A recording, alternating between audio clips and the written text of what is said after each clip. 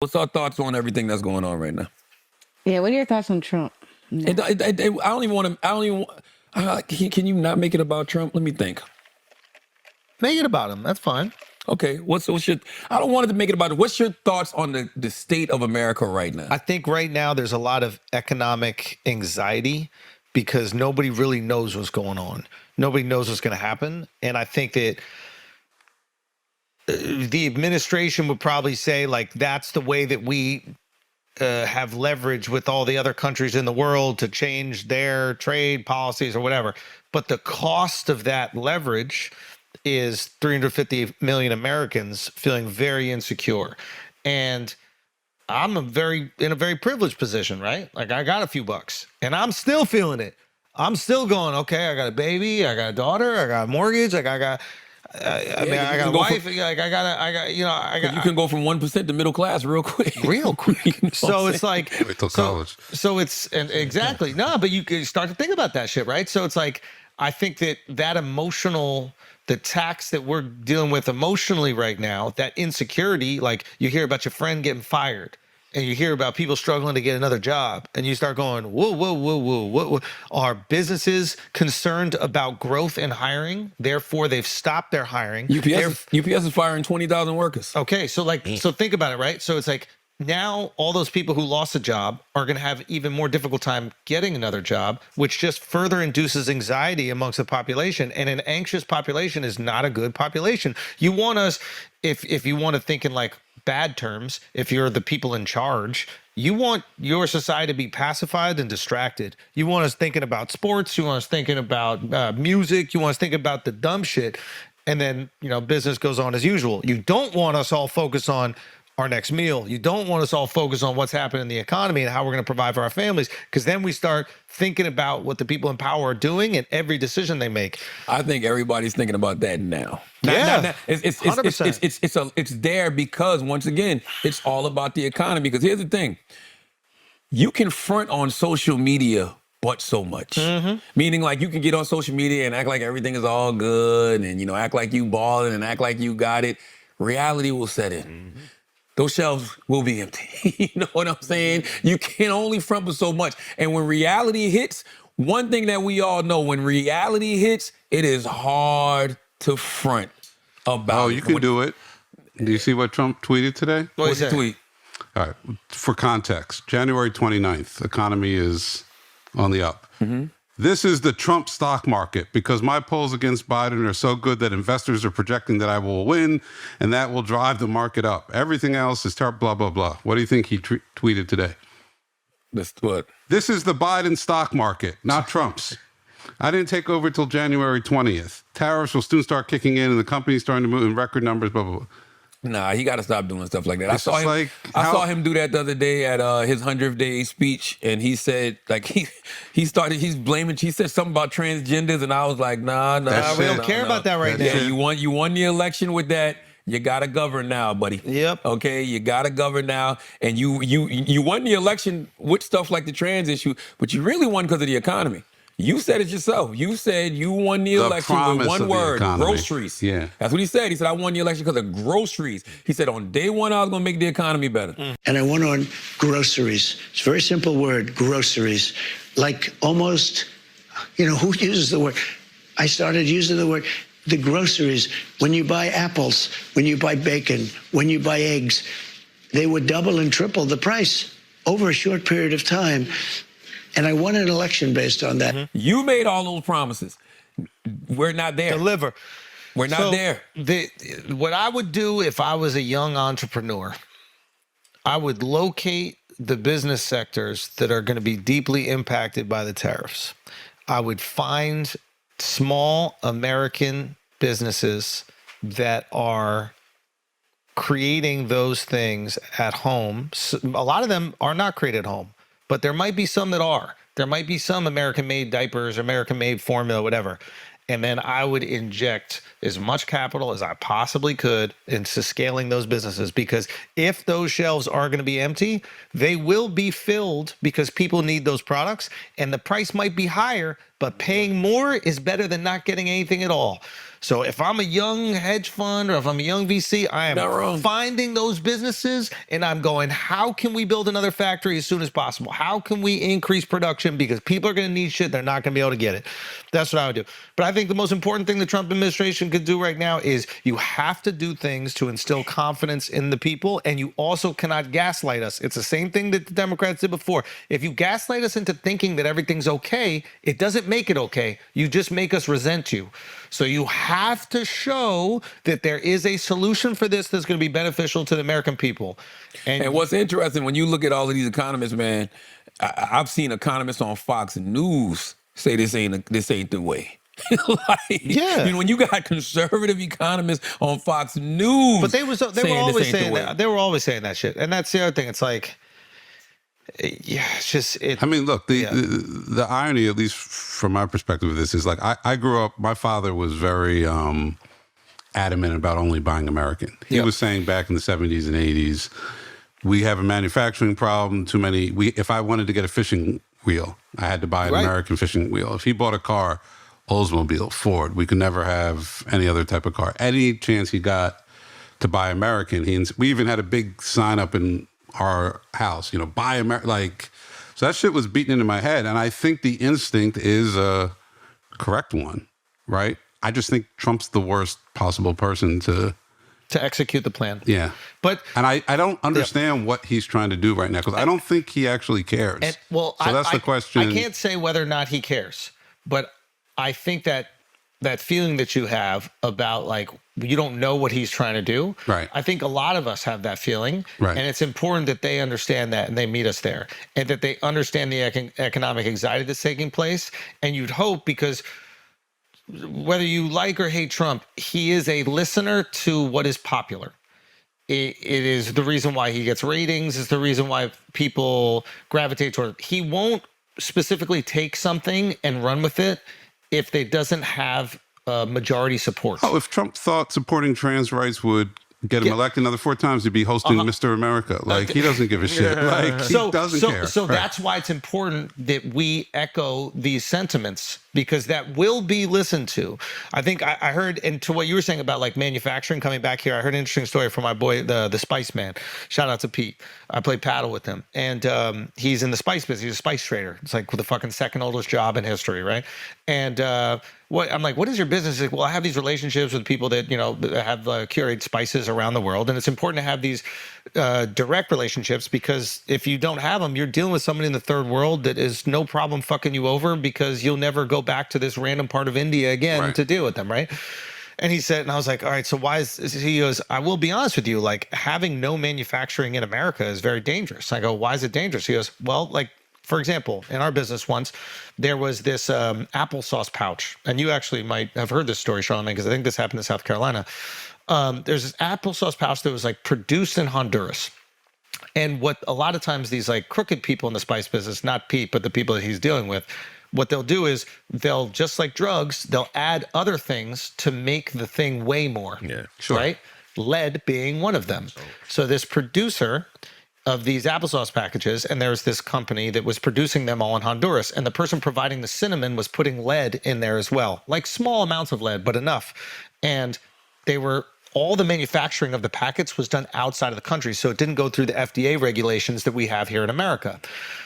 They go and they find that there's these, like, kids having these, like, severe developmental issues in, like, these certain pockets. South Carolina, I believe it was South Carolina, was one of them. And they started to look into it, and all the parents kept saying, like, yeah, my kid loves these applesauce packets. So they looked in the applesauce packets. They found out that this fucking producer was putting lead into it. And here's a perfect example. It's like, you can source products from around the world. Obviously, we're not going to have fucking cinnamon farms all over America, but at least manufacturing them here with the legislation that we have to protect our citizens might be beneficial. They did that with the P-Packs, too. Come on, keep a straight face.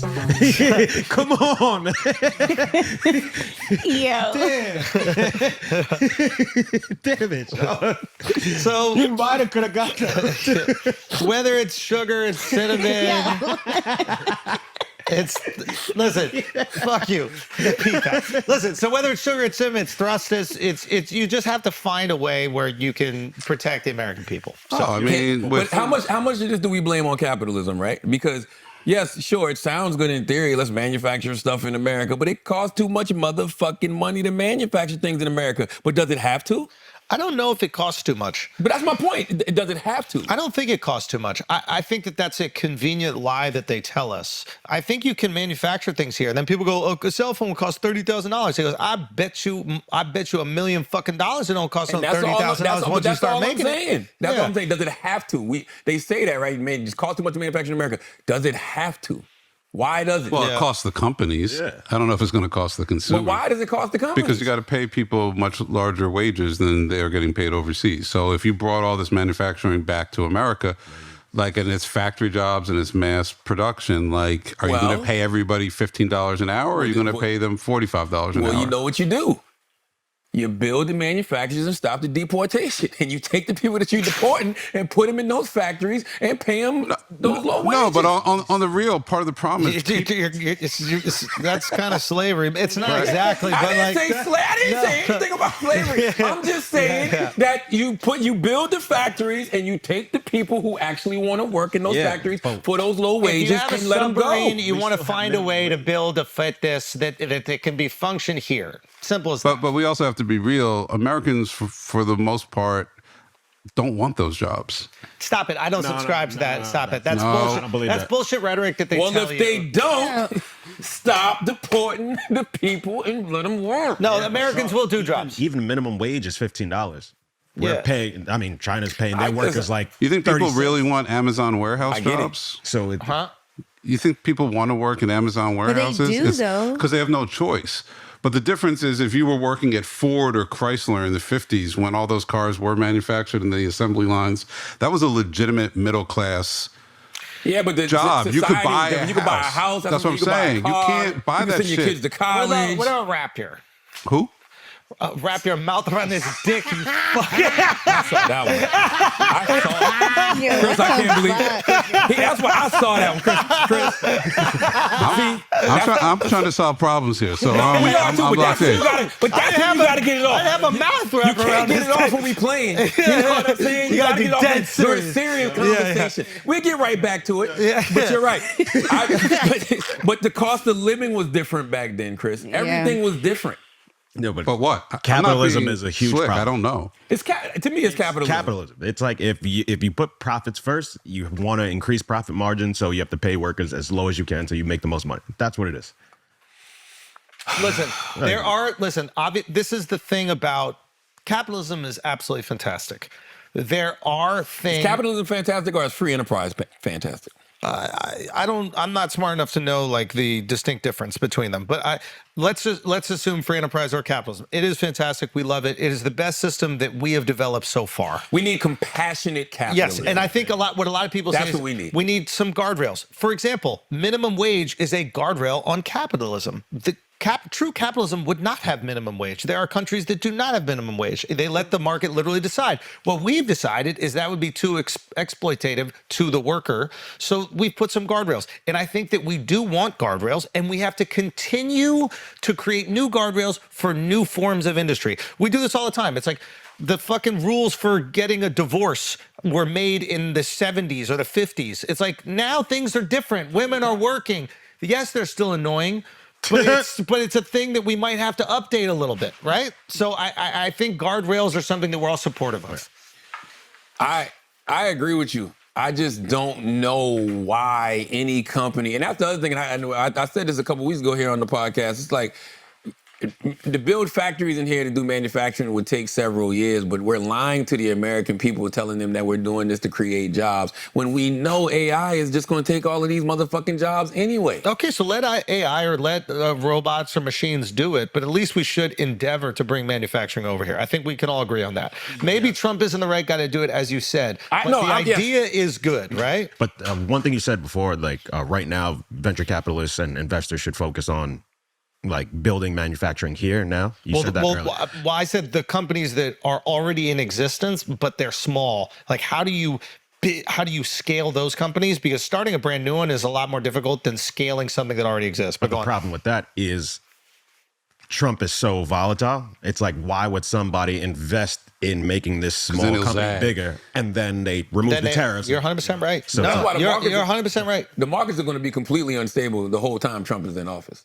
Yeah. Like the world's market, because I was talking to somebody today and they were like, well, if Trump just, stops wilding out, things will get back to normal. And I'm like, will they? Because if I'm these other countries, I'm going to look for a new big brother.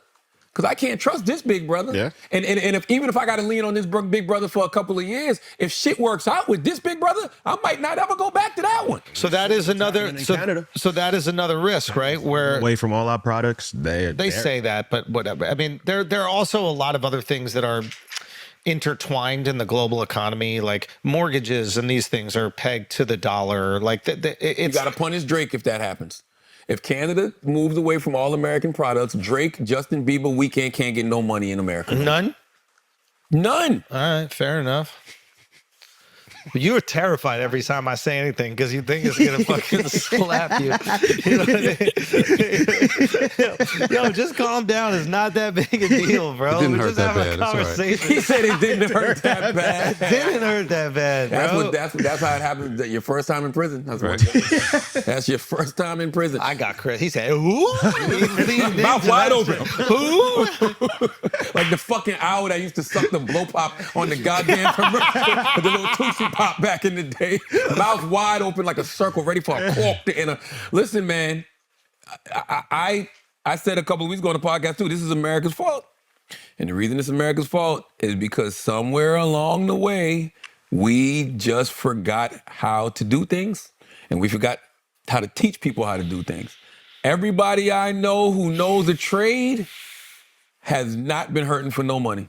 And whether it's HVAC, whether it's an electrician, whether it's a welder. I always salute my girl Jordan, the welder. She comes to the Black Effect Podcast Festival every year. She's a woman who's a welder. They are making money. We got away from teaching people how to just work. Well, this is good. Like, I think it's really cool to see that there are tradesmen and women making a lot of money because that will inspire the next generation. It should, but they don't see that. You know one of the greatest shows you ever hosted that should have been way Jobs that don't suck. Jobs that don't suck. Yeah. Because Andrew used to go out. It was for MTV. That was for MTV2, right? MTV2, yeah. Whoever created that, I always thought that was brilliant. Andrew used to go out, and Andrew used to go to different jobs where these people were making money, but it was things that you probably never thought about. Peculiar shit, you Like know. what? But yeah, I mean, that girl did like the colonoscopies. You know, there was like party photographer. There was shout out Carell. There was a bunch of jobs that were like they don't really exist. And then there was a guy who found a way to like recycle garbage in the ocean. Like there were cool things as well.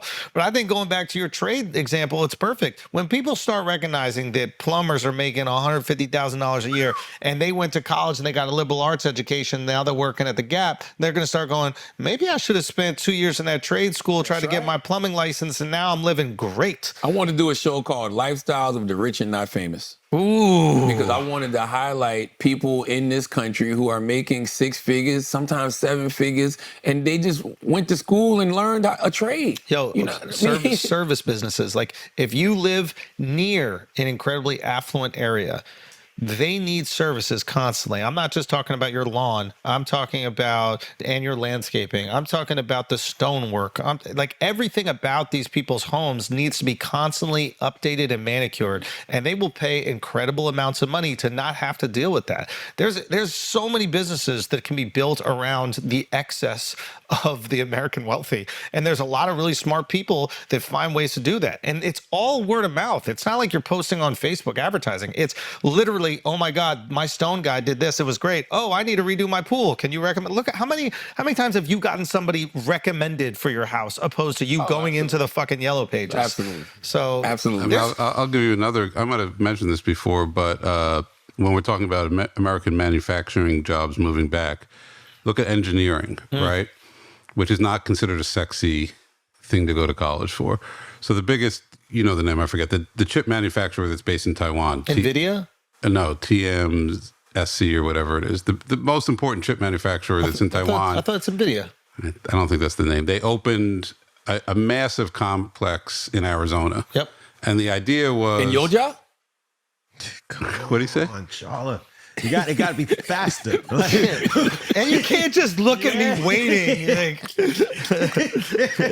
Like a dog waiting for it. Yeah, you're just like, what are you doing? This guy's crazy. It's so funny. He picked up his phone to find one. No, I didn't even look for one. I was looking for something Stop else. it, I man. really was looking for something else. He's so fucking Chris. You go back, keep texting Ben. Chris, tell me something. Anyway, so they've built this thing, and actually Trump has pointed to this as an example of American manufacturing. But I was talking to one of my wife's cousins in Taiwan who knows people who work there, and basically it's been slow to get off the ground because at a certain point that they brought a lot of Taiwanese engineers over to basically run it. They've hit a level in terms of the security clearance they can't go past. There are not enough American qualified engineers to actually fill these positions because not enough American kids are like, Going into getting an hey, engineering like, degree, no, I'm gonna be a media person, or I'm gonna, you're gonna make a lot of money being an engineer, and they literally can't fill the positions, right? So this- My girl Nyla, man. My girl Nyla McPherson. Nyla is a young.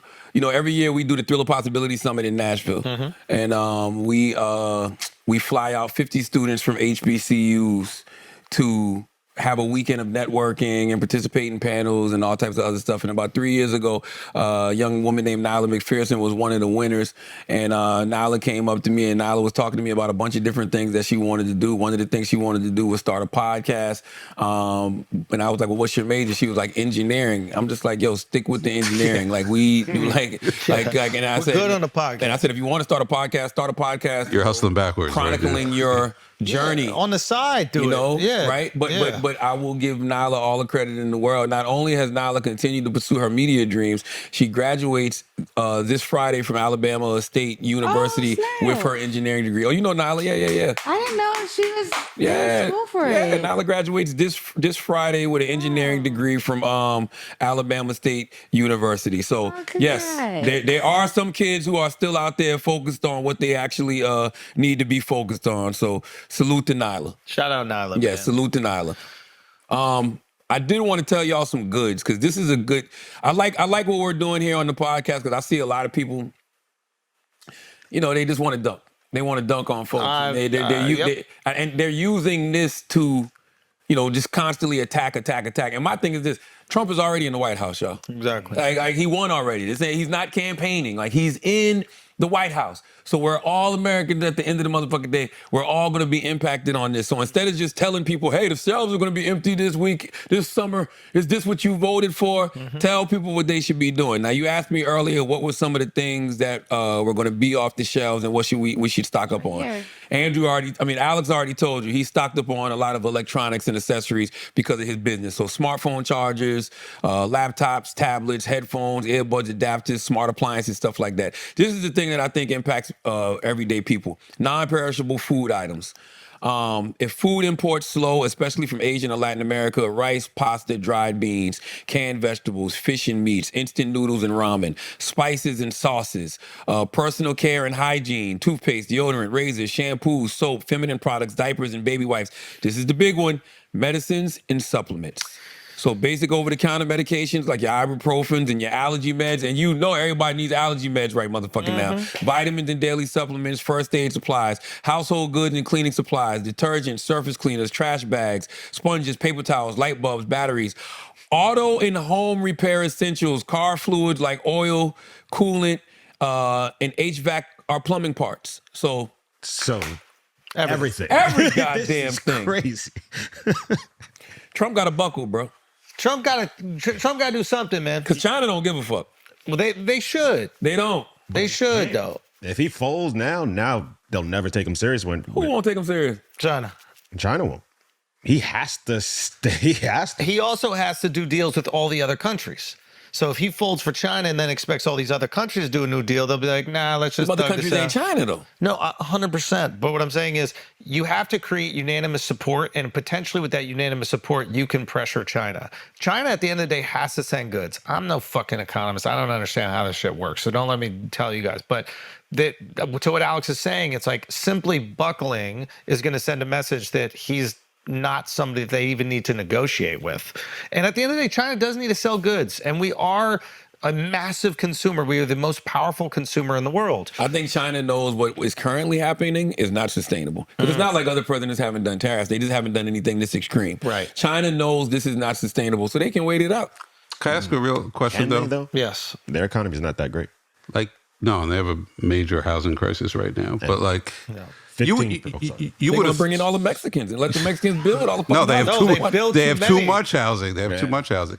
There's like 3 different companies out there, and they built like entire cities That are There's- empty. Whatever. Complex after towers. But where we are right now, you would have thought that Trump ran on a tariffs campaign. Nobody asked for this. And you would have sworn that like this was a mandate on tariffs and everything. Good point. And I'm like, where the fuck did this even come from? Nobody Yeah. asked for this. Ask that. He'd been talking about it for years, but years. none of us But asked I don't for it. like.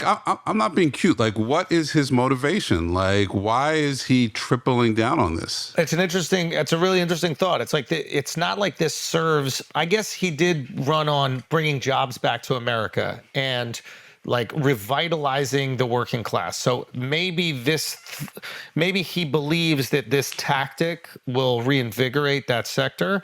But you're right. He didn't run on that, and that's Right. not what people are asking He for. didn't run on it, but that's not true, Chris. It wasn't one of his main talking points, but he definitely said he was going to do this. For decades, he's been saying And this. not only did he say he was going to do it, they also told us there was going to be a lot of pain before there was this golden age. Right. They did say all of this.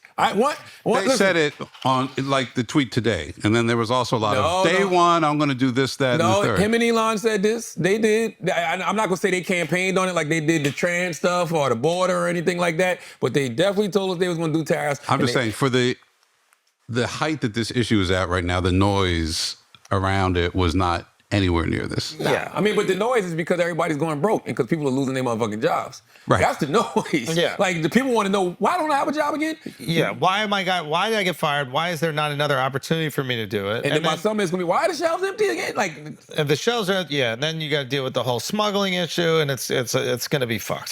It's like I can't even say anything. I can't even say anything. Just let it wash right over. you. Just let it wash right over you. You don't think smuggling is going to be an issue? no, wait till the summer when everybody really figures out what a tariff is. It's like, tariff? Tariff? I thought that was just some shit show. She used to stay on the show to get Charlamagne to be like, Tariff who? You know what I mean? Tariff, ain't that ghost son from Power?